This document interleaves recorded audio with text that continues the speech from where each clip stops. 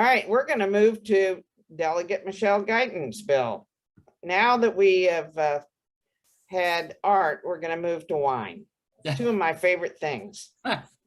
Perfect combination. Thank you so much, Madam Chair, members of the Appropriations Committee. I hope we'll just move this one out today too. So I am Delegate Michelle Guyton, District 42B, Baltimore County. And thank you so much for moving that arts bill. It's important to me as well. But here I'm here today to respectfully request a favorable report on House Bill 1388. It's the Winery and Vineyard Economic Development Grant Program. And this program is proposed as a replacement for the Winery Income Tax Credit Program, which expired last year. And this bill would provide grants to wineries and vineyards for capital expenses and improvements to their existing operations, but also for the establishment of a new winery. This legislation not only invests in our Maryland wineries and our vineyards, this has the effect of creating new jobs and supporting businesses within our state, but it also promotes the preservation of open space and agriculture, and especially agritourism, which is very important in my district and many of yours. The fund has an annual $1 million limit, and wineries can receive up to 25% of the total cost of their capital project through a grant from this program. So I respectfully request a favorable report on House Bill 1388. And I believe I have 3 folks signed up to testify.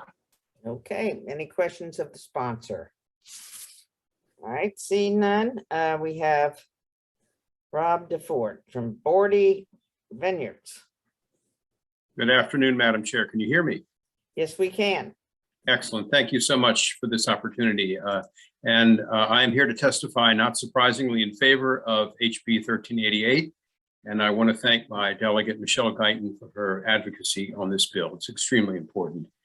Just by way of background, there are currently about 11,000 wineries in the US, but the industry is extremely concentrated at the top, with 50 wineries comprising more than 90% of the total volume of wine produced in the United States. But wineries like those enjoy huge economies of scale that lower their costs and make competition extremely difficult for small family-owned wineries like ours. And I want to emphasize that we're not just competing with them, we're competing with the entire world here in Maryland. But the quality of Maryland wines is indeed world-class. Anyone who knows our industry would have followed the trajectory of the quality, and it's truly impressive today. The purpose of the former tax credit and this grant program, as proposed, is to help alleviate the extremely steep capital costs required for wineries to invest in the best vineyard stock and the most advanced vineyard and winemaking equipment. This credit program, while it was in existence from 2020, from 2013 to 2020, had really a tremendous effect, and it stimulated the growth of the wine industry, as you can track by the number of wineries that appeared over that period of time. 40 Vineyards, my winery, made use of this tax credit. And mind you, we've been in business 77 years, but we experienced above average growth during the period of the tax credit. And I can credit the tax credit for that growth. We invested we completely replanted our vineyards. We invested in farm machinery. We completely retooled our winery with state-of-the-art winemaking equipment. The tax credit weighed heavily in our decision to make those investments. And given all the benefits, which I'd be happy to enumerate of the Maryland wine industry, including, I'll say, what's called the economic multiplier effect, because we're vibrant tourist attractions that I think benefit our communities beyond just the wine industry. I hope you will vote favorably on this bill. It's extremely important to our industry, and I'd be happy to answer any questions. Thank you. Thank you. Thank you very much. My pleasure. All right, we have Kimberley Johnson. Hello, I am Kimberley Denise Johnson. I'm the co-founder of Philosophy Winery. We're the first African-American winery in the state of Maryland, as well as all women-owned winery in the state of Maryland. We're located in Baltimore City, which is where we make our wine. I'm also the president of the Maryland Wineries Association, and I'm pretty excited about that. I'm here in support of HB 1388. This legislation will help support wineries, especially those like mine, be able to grow, adapt, adjust, and invest in Maryland. It's very, very expensive to set up a winery and a vineyard, but it's completely well worth the opportunity.